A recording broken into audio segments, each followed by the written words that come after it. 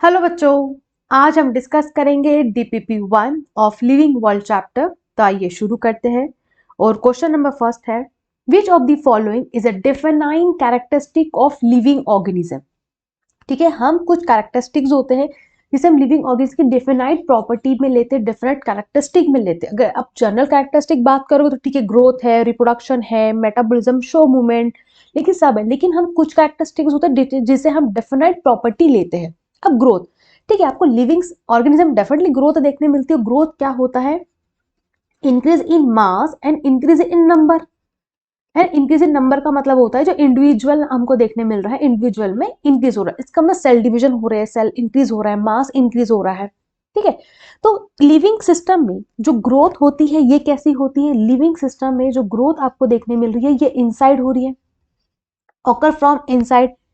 लेकिन non living जो होता है, आप नॉन लिविंग की बात करते हो, जो नॉन लिविंग्स होते हैं जैसे माउंटेन है, ये कैसे शो ग्रोथ कर रहे हैं? एक्सटेंसिव। अब जो जैसे माउंटेन पे आप देखते हो डिपोजिशन हो रहा है, अकुमुलेशन हो रहा है मटेरियल का, बाहर के साइड से हो रहा है, करेक्ट।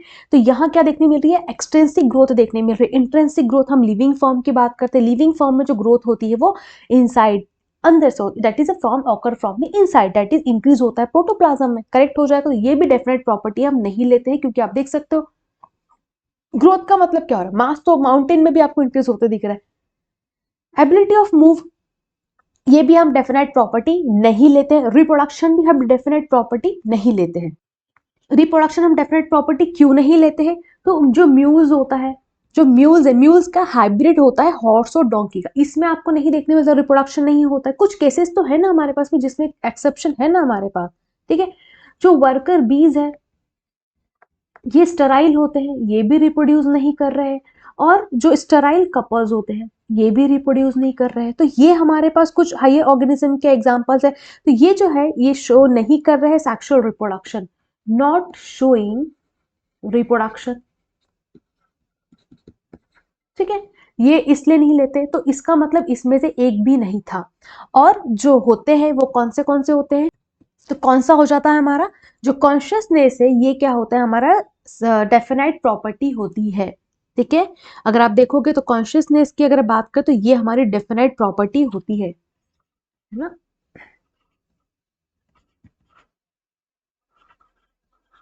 इसका मतलब रिस्पॉन्स टू स्टिमुलाई वाला। तो एक तो हमें पता होना चाहिए ना कौन सी होती है। जो कॉन्स्टेंट रिस्पॉन्स टू स्टिमुलाई मतलब एक्सटर्नल स्टिमुलाई को हम क्या कर सकते हैं? रिस्पॉन्स कर सकता है सब लिविंग ऑर्गेनिज्म। तो ये सभी पे अप्लाई करता है, ये हो जाएगी डेफिनेट प्रॉपर्टी। इनमें से तो एक भी नहीं हुई है। नेक्स्ट क्वेश्चन,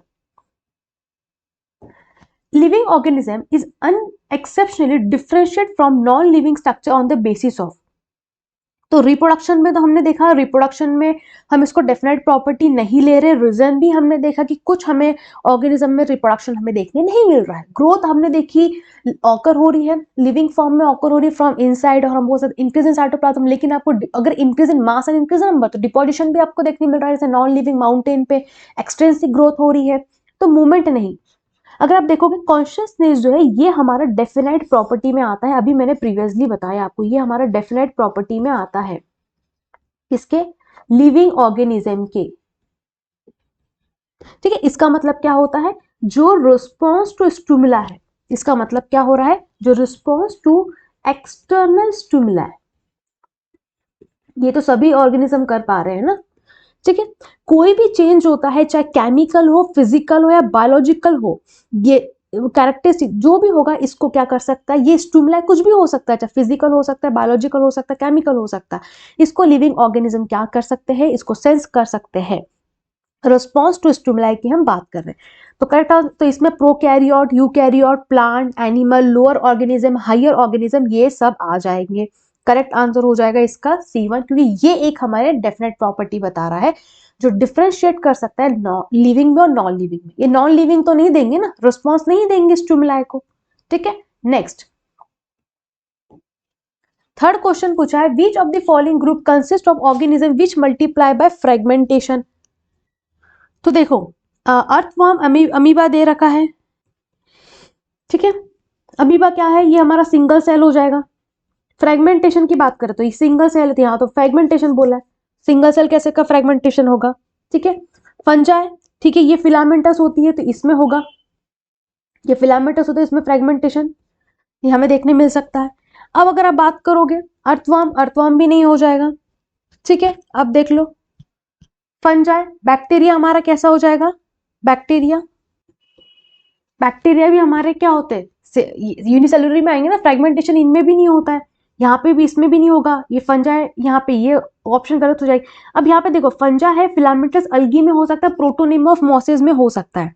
ठीक है, अब प्रोटोनेमा मॉसेस ये किस में आता है, ब्रायोफाइट्स में आ जाता है आपका। ठीक है, प्रोटोनेमा लीवर वॉट्स की हम बात प्रोटोनेमा की बात कर रहे हो ना, तो ये मॉसेस में ना ये आते हैं आपके ब्रायोफाइट्स में, प्लांट किंगडम जब पढ़ते हैं तो ये हम ले सकते हैं। अमीबा अगेन सिंगल हो गया। हाइड्रा में आपको क्या देखने मिलता है, फ्रेगमेंटेशन। ठीक है, लेकिन बैक्टीरिया इसमें आपको फ्रेगमेंट, लेकिन यहाँ पे बैक्टीरिया आ जाएगा, बैक्टीरिया अमीबा आ गया, करेक्ट आंसर हो जाएगा। अगर आप कॉम्बिनेशन देखोगे तो C1 is the correct option, बाकी इसमें कोई ना कोई ऑप्शन गलत दे रखे हैं। नेक्स्ट,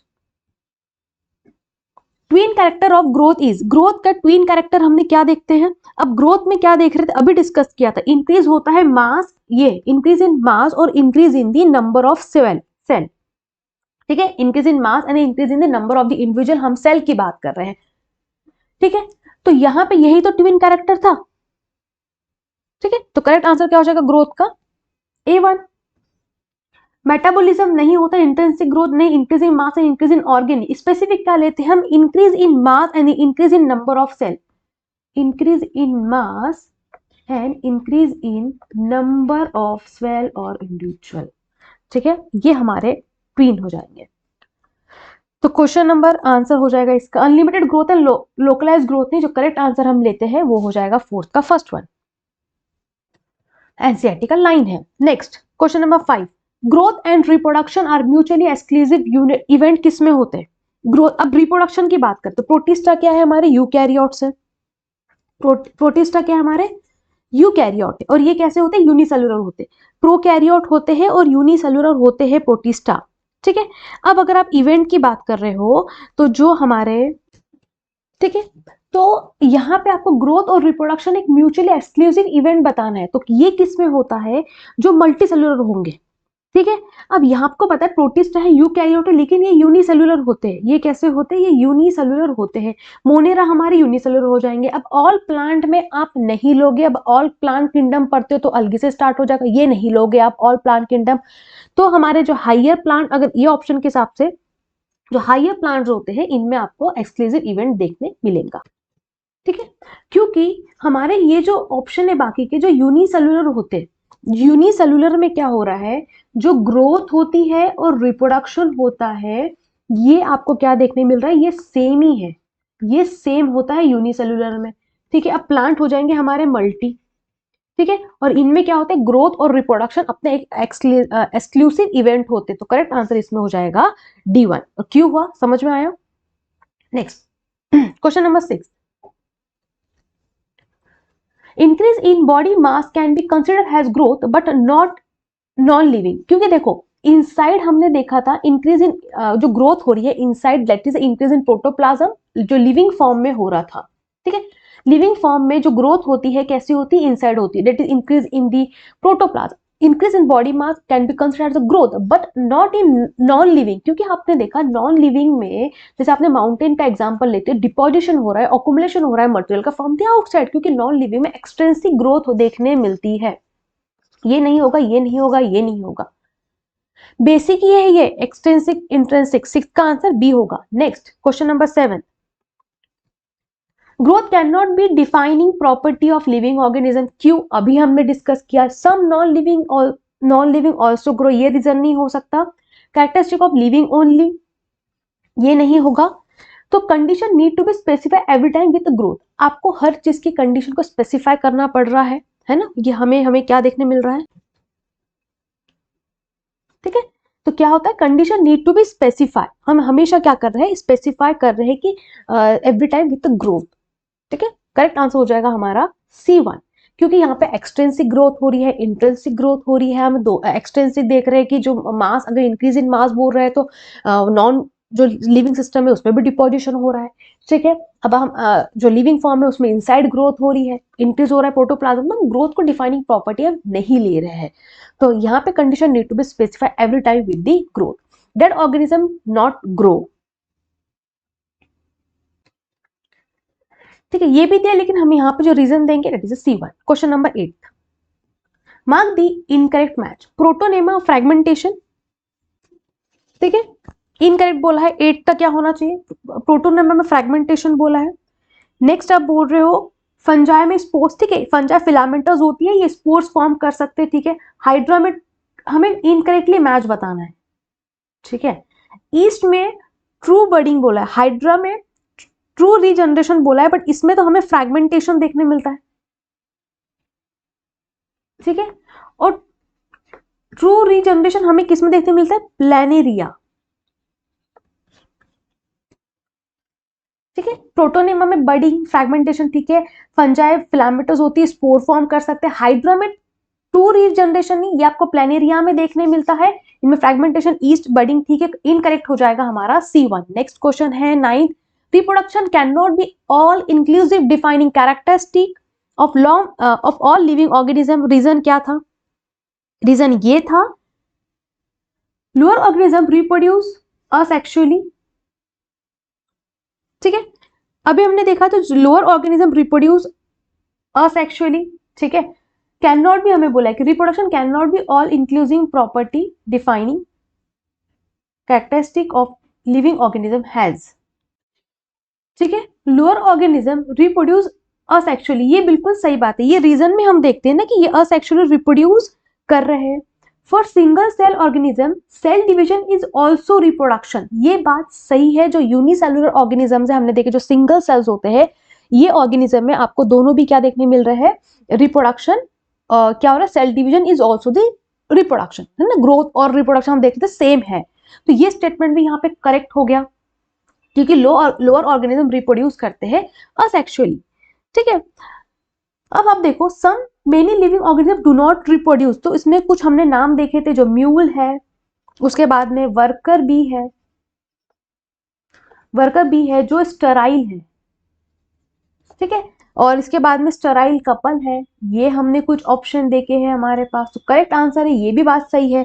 तो 9th का करेक्ट ऑप्शन हो जाएगा D1, क्योंकि लोअर ऑर्गेनिज्म रिप्रोड्यूस असेक्सुअली, ये रीजन भी सही है। Next question, question number 10, mark the incorrect regarding metabolic reaction. Metabolic reaction, metabolism के बारे में देख लेते हैं। ये कन्वर्सेशन करते हैं, कन्वर्ट कर रहे हैं केमिकल, जो एनर्जी क्या कर रहे हैं, conversation one chemical into the another inside the cell, ठीक है। अब यहाँ पे केमिकल कन्वर्ट हो रहा है, एक केमिकल कन्वर्ट हो रहा है into the another by the chemical reaction, ये ठीक है। Present in all plant and animal. Non living, अगर आप देखोगे non living object exhibit metabolism, metabolic reaction in vitro is a non living reaction, ठीक है। तो आपने देखा प्लांट एनिमल में आपको सब में देखने मिलेगी। अब आप देख रहे हो कि जो भी एग्जिबिट, यहाँ पे एग्जिबिट है, ये non living object exhibit metabolism. अब जो भी अगर इन विट्रो में भी अगर आप कोई केमिकल रिएक्शन करा रहे हो, एंजाइमेटिक रिएक्शन करा रहे हो, तो वो मेटाबॉलिक रिएक्शन तो चल रही है, आपकी केमिकल रिएक्शन तो चल रही है ना। अगर कोई भी एंजाइमेटिक रिएक्शन चल रही है तो मेटाबॉलिक रिएक्शन चल रही है, ये भी ठीक है।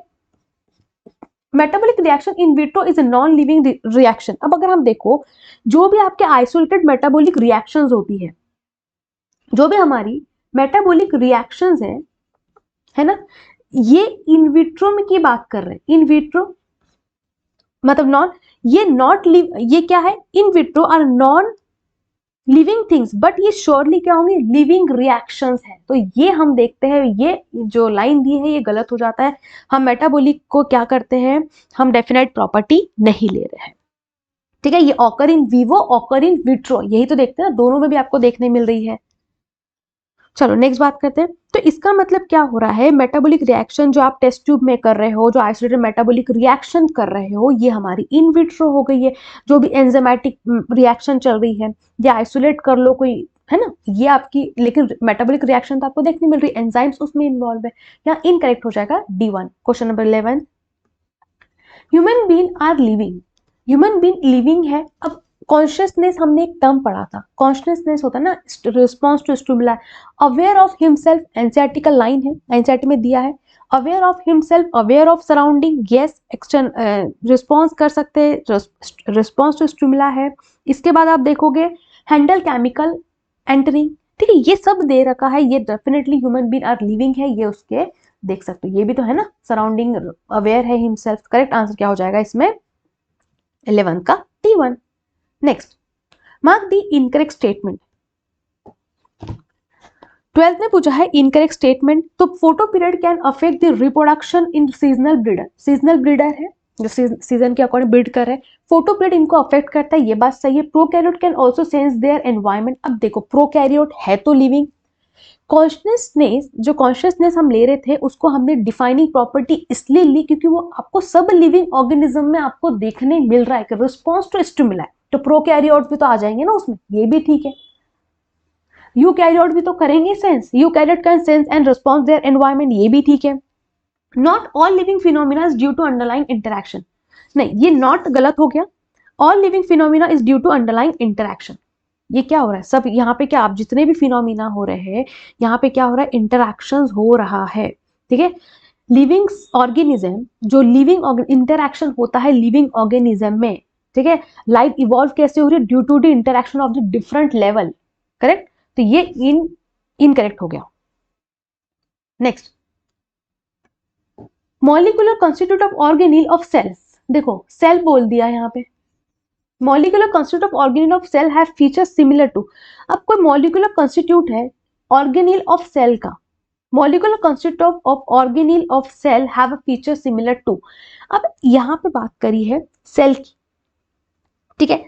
अब यहाँ पे देखो जो इंटरैक्शन हो रहे हैं, हमारे इंटरैक्शन हो रहे हैं, अब ये कैसे डिफाइन हुआ, जैसे आपने देखा कि सेल है, सेल से टिश्यू बना है ना, सेल है, सेल से टिश्यू बनता है, टिश्यू से ऑर्गेन बन रहा है, और ऑर्गेन से आपने देखा ऑर्गेनील्स, और ठीक है ऑर्गेनिज्म यहाँ पे फॉर्म हो रहा है, तो ये क्या हो रहा है, लाइफ इवॉल्व हो रही है due to the interaction of the different level, ठीक है।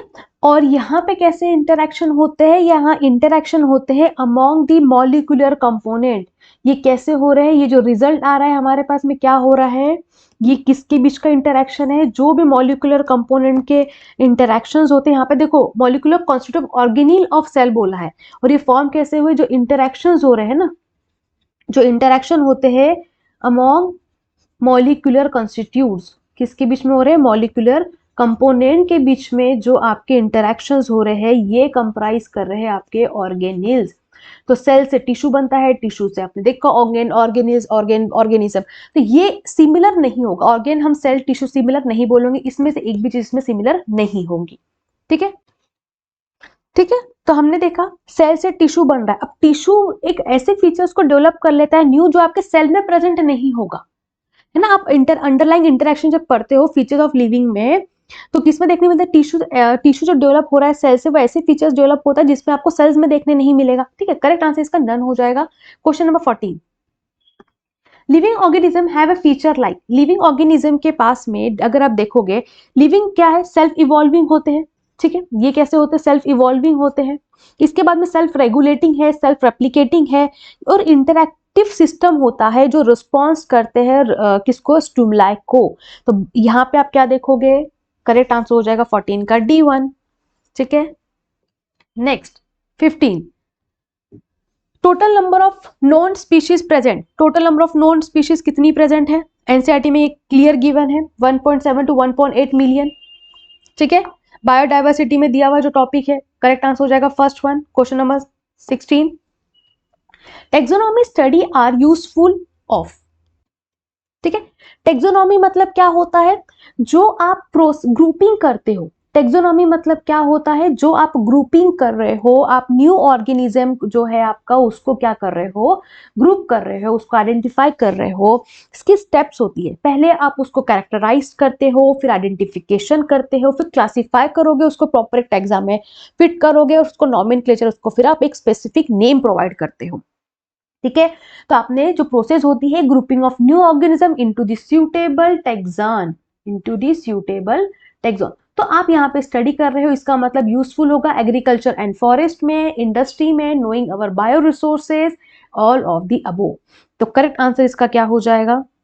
तो टेक्सोनॉमी आपको क्या इंफॉर्मेशन देता है, किस पे बेस्ड होता है? पहली बात तो जो सेल के डिटेल्स पे, इकोलॉजिकल इंफॉर्मेशन पे, एनाटॉमी पे, मॉर्फोलॉजी पे। तो डेफिनेटली इसका आंसर क्या होना चाहिए? इसका हमारा जो आंसर होगा 16 का वो होगा D1। टेक्सोनॉमी एड्स में आ जाएगा, नहीं? ठीक है, taxonomy study are useful in, सभी में आ जाएगा। Next question number 17। Scientific term जो होता है कैटेगरी के लिए एनसीईआरटी में दिया हुआ है, टेक्सा हम बोलते हैं ना, टेक्सा, इसको एनसीईआरटी में दिया, करेक्ट आंसर हो जाएगा।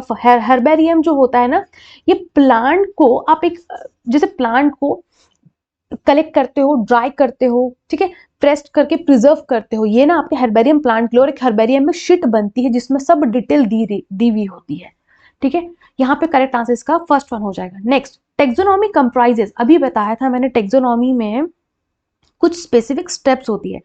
टेक्सोनॉमी मतलब आप, एक प्रोसेस है, कोई न्यू ऑर्गेनिज्म को आप सूटेबल टेक्सा में या टेक्सॉन में रख रहे हो, उसके लिए सबसे पहले आप उसको कैरेक्टराइज करोगे। ये स्टेप याद रखना, क्योंकि सबसे पहले उसके कैरेक्टराइजेशन तो देखोगे कि कैरेक्टर्स क्या है, उसके कैरेक्टर के बेसिस पे। फिर आपके पास जो प्रीवियस डेटा है या जो भी आपके ऑलरेडी डिस्कवर स्पीशीज है, आप उससे क्या करोगे, उसको हेल्प लेके आइडेंटिफाई करोगे। फिर होता है हमारा आइडेंटिफिकेशन, हम करते हैं। और आइडेंटिफिकेशन होने के बाद हम उसको क्या करते हैं, क्लासिफिकेशन करते हैं। क्लासिफिकेशन मतलब उसके अकॉर्डिंग आप उसको एक पर्टिकुलर टेक्सा में प्लेस करोगे। प्लेस करने के बाद में आप करते हो नॉमेनक्लेचर, उसको स्पेसिफिक नाम दोगे। बायोनॉमियल क्लास नॉमेनक्लेचर हम पढ़ते हैं ना, करेक्ट। ये सभी चीजें सही है, लेकिन सीक्वेंस याद रख लेना, हेल्प हो जाएगा। नेक्स्ट, बायोनॉमियल क्लासिफिकेशन, चलो नॉमेनक्लेचर आ गया। बायोनॉमियल नॉमेनक्लेचर किसने दिया? हमारे लिनेशियस साइंटिस्ट ने दिया था, ठीक है। और क्या बोला था, जो फर्स्ट वर्ड होता है वो हमारा जीनस होता है, और जो सेकंड वर्ड होगा हमारा वो होता है स्पेसिफिक एपिथेट, मतलब स्पीशीज का नाम हो जाएगा, है ना। ये वाले पूरी स्मॉल में लिखे जाते हैं, और जीनस का जो फर्स्ट वर्ड होता है वो कैपिटल होता है। ये किसने दिया था? सिर्फ डायरेक्ट क्वेश्चन आया है हमारे, लिनेशियस, ठीक है। Question number 20। In the hierarchical classification the number of obligate categories कितने होंगे? 7 होंगे। अब कैसे 7 होंगे, तो देख लो ना, ये किंगडम, ये सिंपल क्वेश्चन पूछा है जो हमारा है ना, किंगडम के बाद फाइलम या डिवीजन हम ले लेते हैं प्लांट एनिमल के अकॉर्डिंग, उसके बाद में क्लास आ गया, फिर ऑर्डर, फिर फैमिली, फिर genus and then species. 7, 1 2 3 4 correct answer हो जाएगा हमारा 7 का, 20 का first one. Next, the fundamental taxonomy category is a basic unit of classification. बेटा इसमें ना 21 का आंसर क्या होना चाहिए? स्पीशीज। क्या होता है जो यूनिट है फंडामेंटल क्लासिफिकेशन, किसमें हम क्या बात करते हैं, ये हो जाता है हमारा स्पीशीज, ठीक है।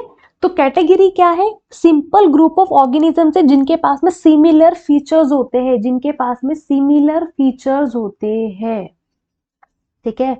और ये कौन होते हैं? स्पीशीज की हम बात करते हैं। करेक्ट आंसर हो जाएगा आपका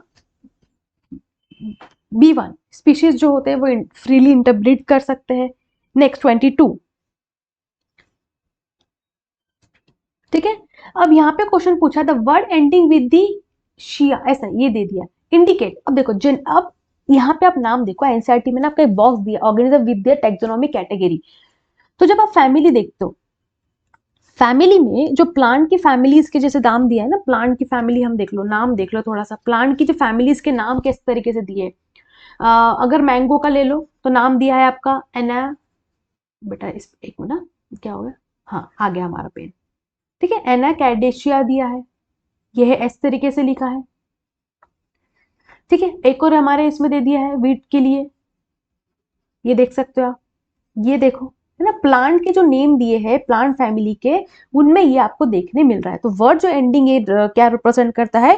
फैमिली। प्लांट के आप नाम देखो टेक्सोनॉमी में, मैं स्पेसिफिक कर रही हूँ, करेक्ट, ठीक है। 23, word ending with the ALES। अब ये आप देखोगे ऑर्डर, किसमें? जो ऑर्डर्स है, ऑर्डर के अगर आप नाम देखो,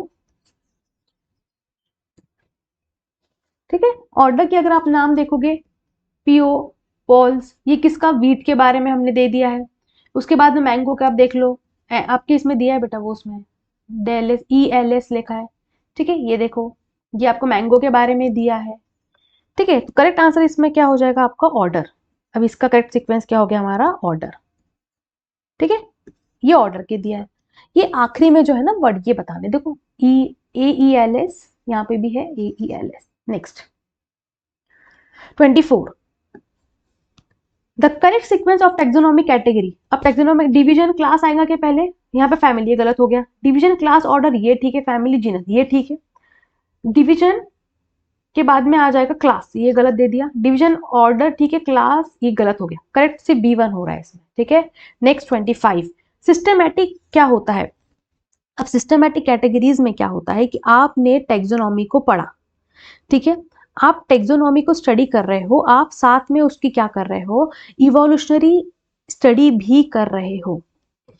ठीक है, इसका मतलब सिस्टमैटिक का मतलब क्या होता है, एक प्रॉपर आपने उसको अरेंजमेंट किया, प्रॉपर अरेंजमेंट किया किसका, टैक्सा का। आपने सब प्रॉपर अरेंजमेंट किया किसका, अरेंजमेंट ऑफ टैक्सॉन, या हम टैक्सॉन की बात कर रहे हैं। ठीक है, आपने टैक्सोनॉमी के स्टेप्स आपको पता है, आप कैरेक्टराइज करोगे, आइडेंटिफाई करोगे, क्लासिफिकेशन करोगे, नॉमेनक्लेचर, कैरेक्टराइजेशन के बाद आइडेंटिफिकेशन होगा, क्लासिफिकेशन, एंड देन आप उसको नॉमेनक्लेचर करोगे। आपने क्या आइडेंटिफिकेशन किया।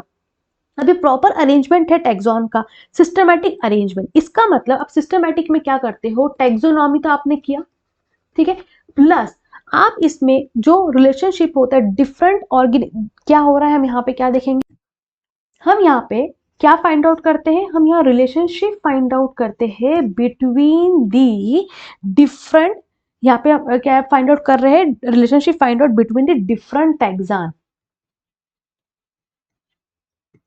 ठीक है, ये हम यहाँ पे हमें देखने मिलता है। अब आप देखोगे टेक्सोनॉमी में इसका मतलब क्या स्टडी कर रहे हैं, टेक्सोनॉमी प्लस फाइलोजेनेटिक रिलेशनशिप, मतलब इवोल्यूशनरी पॉइंट ऑफ व्यू से भी हम इसे देखेंगे। करेक्ट आंसर हो जाएगा आपका फाइलो आ जाएगा यहाँ पे। ठीक है, ओके, चलो नेक्स्ट देखते, ये ठीक है। करेक्ट आंसर क्या हो जाएगा यहाँ पे, ये diversity among the group of organism नहीं, ग्रुपिंग तो आपका टेक्सोनॉमी अकेला हो जाएगा, ये भी आपका टेक्सोनॉमी हो जाएगा, लेकिन आप टेक्सोनॉमी प्लस फाइलोजेनेटिक रिलेशनशिप पढ़ रहे हो। इसका मतलब ये जो इवोल्यूशनरी रिलेशनशिप देख रहे हो, इनके पीस में आप देखो, ये लिनिशियस की दिया था जो टर्म था, रिलेशनशिप हम फाइंड आउट करते हैं डिफरेंट टैक्सॉन के बीच में और उनको प्लेस करते हैं अकॉर्डिंग टू देयर रिलेशन, इनके जो अकॉर्डिंग टू रिलेशन इनको हम प्लेस करते हैं। तो यहाँ पे आपने क्या किया, फाइलोजेनेटिकली स्टडी भी आप यहाँ पे कर रहे हो। ठीक है, next 26 plant are given the name Latin because, Latin language dead language है। ये लैंग्वेज कैसी होती है ना, ये डेड लैंग्वेज है, ये थोड़ा बेसिक याद रखना है। लैंग्वेज कैसी है, Latin dead language. Latin is a simple language, Latin देख लो क्या दिया यहाँ पे नेक्स्ट, ये कैसी लैंग्वेज होती है, डेड लैंग्वेज है। ठीक है, scientist wanted to impress people, no गलत हो गया, ये गलत हो जाएगा, कॉमन लैंग्वेज नहीं डेड लैंग्वेज है। करेक्ट आंसर हो जाएगा 26 का D1। Next 27 more number of common character are observe in member of. अब मुझे बताओ कॉमन कैरेक्टर आपको किस में देखने मिलेंगे, यस कॉमन कैरेक्टर किस में देखने मिलेंगे। जैसे आपको पता है ये हमारा किंगडम, यहाँ से स्टार्ट करते हो, किंगडम के बाद में ठीक है आपका डिवीजन और फाइलम आ रहा है, ये प्लांट एनिमल के बेसिस पे। इसमें ना क्लास जो आ रहा है, इसके बाद में क्लास के बाद में आता है आपका ऑर्डर, ऑर्डर के बाद में आपके फैमिली, और फैमिली के बाद में आ रहा है आपका जीनस, एंड देन आपका आ रहा है स्पीशीज। ठीक है, तो अगर सबसे कॉमन देखोगे तो यहां से अगर स्टार्ट करो, किंगडम, डिवीजन, फिर यहाँ पे क्लास आ जाएगा। ठीक है, ठीक है, तो अब इनमें तो लीस्ट सिमिलैरिटी होंगी, तो जैसे जैसे लेकिन आप इधर मूव करोगे सिमिलैरिटी कैसे होंगी, इंक्रीज होंगी। यहाँ लीस्ट सिमिलैरिटी, लेकिन जिस तरीके से आप इधर इंप्रूव मूव करोगे सिमिलैरिटी क्या होगी, इंक्रीज होगी।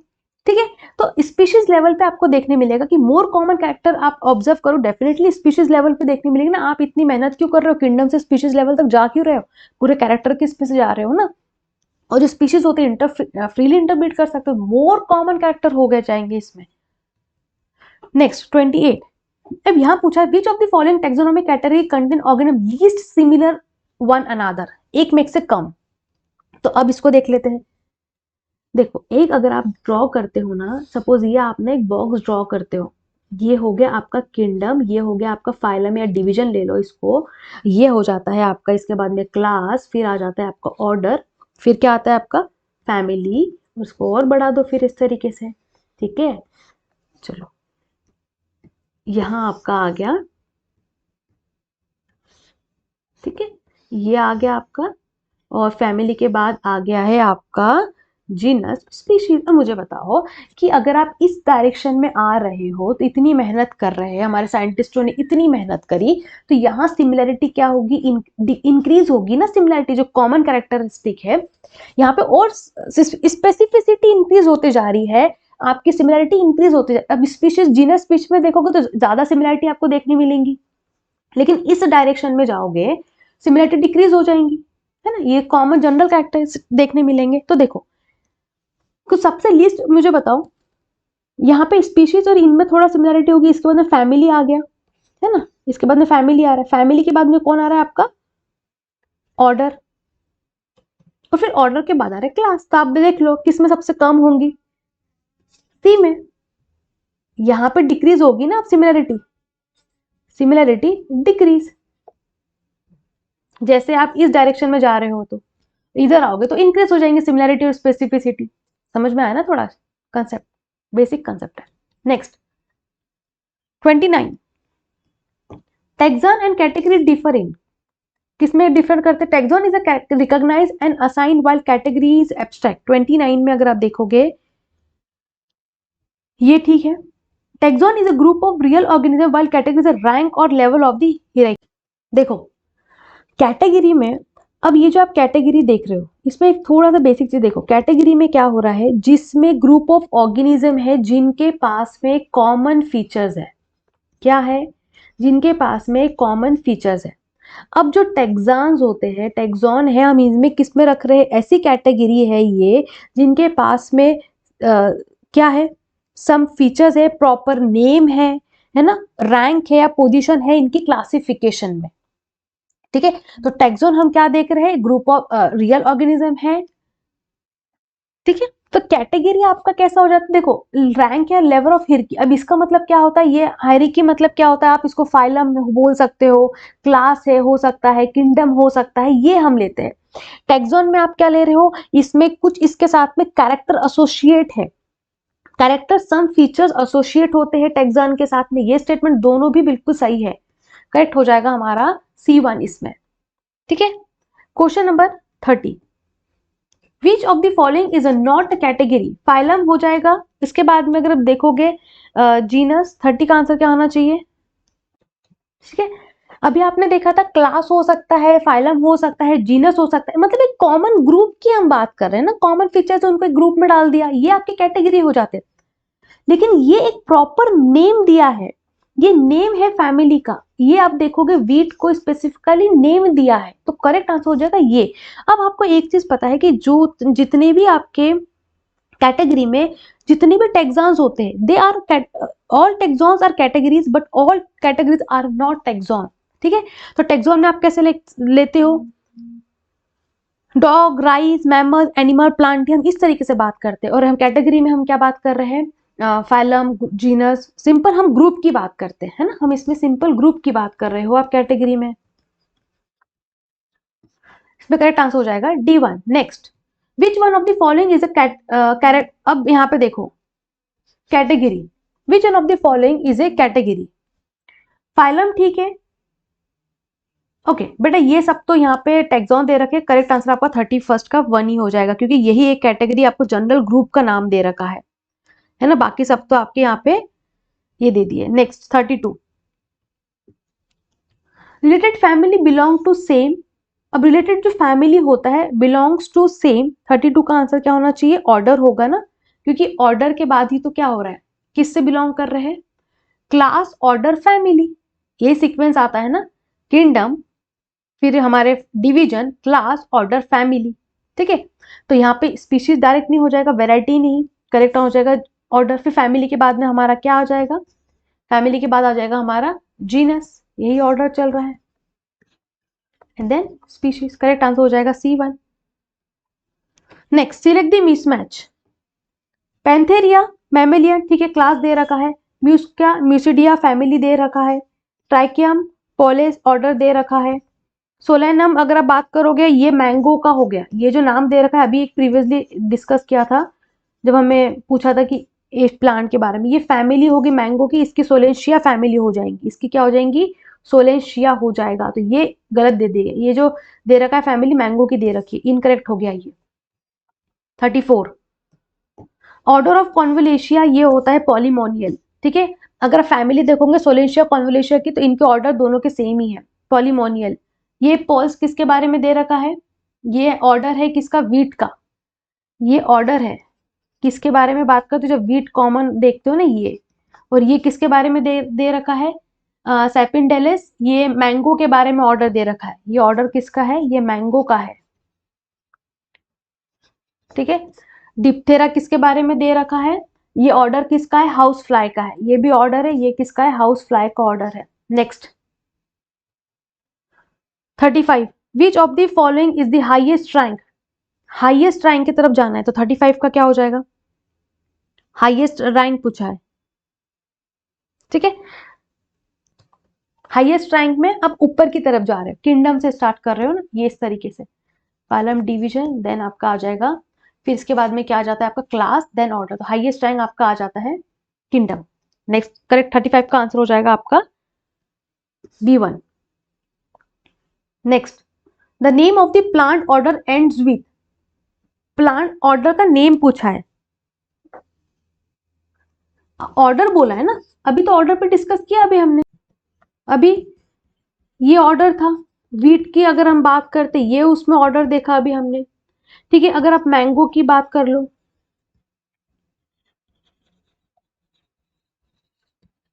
ये ऑर्डर, ठीक है, ये वाला आपका फैमिली हो जाता था, करेक्ट। नेक्स्ट बात कर, ठीक है, नेक्स्ट है विच of the following is not present on the same rank, same rank में क्या प्रेजेंट नहीं रहेंगे, देखो ये क्या है, क्लोरोफिशिया, ये अल्गी के क्लासेस है, क्लोरोफिशिया में अल्गी के आपको क्लासेस में देखने मिल रहा है, किसके, अल्गी के, ठीक है। ये ब्रायो स्पिडा जो आपको ब्रायोफाइट्स होता है ना, ये उसके क्लासेस है, ब्रायोफाइट जब हम देखते हैं ये उसके क्लासेस आ जाएगा, ठीक है।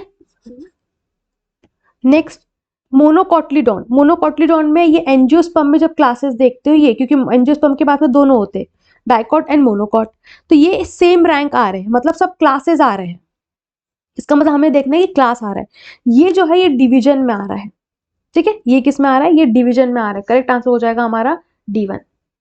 नेक्स्ट 38 टेक्सोनॉमी की are based on the morphology नहीं होता है, एक कॉन्ट्रास्टिंग कैरेक्टर होता है, टेक्सोनॉमी की क्या है, एक डॉक्यूमेंटेड है, ठीक है, इसमें आप कॉन्ट्रास्टिंग कैरेक्टर को यूज करके क्या कर रहे हो, आइडेंटिफिकेशन कर रहे हो, ये डॉक्यूमेंट आपको एक हेल्प कर रहा है। कॉन्ट्रास्टिंग मतलब अब एंडोस्पर्मीज है या नॉन एंडोस्पर्मीज है, टैप रूट है या फाइब्रस रूट है, ये कॉन्ट्रास्टिंग कपलेट में दिए होते हैं ये स्टेटमेंट्स, है ना, कपलेट जो पेयर ऑफ स्टेटमेंट दिए रहते हैं उसको कपलेट बोलते हैं, इसमें आप कॉन्ट्रास्टिंग कैरेक्टर्स लेते हो। नेक्स्ट इंडियन बॉटनिकल गार्डन कहाँ लोकेटेड है, कोलकाता, दो दिए हैं, Indian botanical garden Harvard India Kolkata, और अगर आप देखोगे एक और दिया है हमारा नेशनल बॉटनिकल रिसर्च इंस्टीट्यूट, वो लखनऊ हो जाएगा आपका, उसके बाद में जो ये वाला दिया है ये England, the famous botanical garden, तो ठीक है इंडिया वाले दो है तो देख लेना, कोलकाता वाला एनसीईआरटी में क्लियर है। 40 Which of the following given comprehensive account of complete compilation of available information of any family or genus at the given time? क्या होता है, 40 का आंसर क्या हो जाएगा B1। Which of the following give comprehensive account of complete compilation of available information of any family or genus at the given time? ठीक है, तो अब मैनुअल मतलब क्या होता था, ये इनके पास में इंफॉर्मेशन होती है, दे कंटेन इंफॉर्मेशन मोर, या हम बोल सकते हैं मोर डिटेल इनके पास में होती है, ठीक है, या डिस्क्रिप्शन होता है ऑफ एनी टेक्सॉन का, ऑफ एरिया, ठीक है, टेक्सॉन का ऑफ एरिया। मोनोग्राफ, मोनोग्राफ में detail of one tax on, details of one tax on, यहाँ पे देखा contain more details of any taxon of area, यहाँ पे डिटेल लिख रहे थे ऑफ एरिया, ठीक है। तो डिटेल ऑफ वन टैक्सॉन यहाँ पे बोला which of the given compressive account to give complete compilation of available inform any family or genus at the given time, ठीक है। तो यहाँ पे बोल रहा है एनी फैमिली, तो ये हो जाएगा हमारा करेक्ट आंसर, ठीक है। एनी फैमिली और जीनस बोला है, इसका मतलब टैक्सॉन की बात कर रहे हो ना, any one taxon, correct answer हो जाएगा इसका B1, ठीक है। Okay, thank you so much, फिर मिलेंगे नेक्स्ट डिस्कशन में।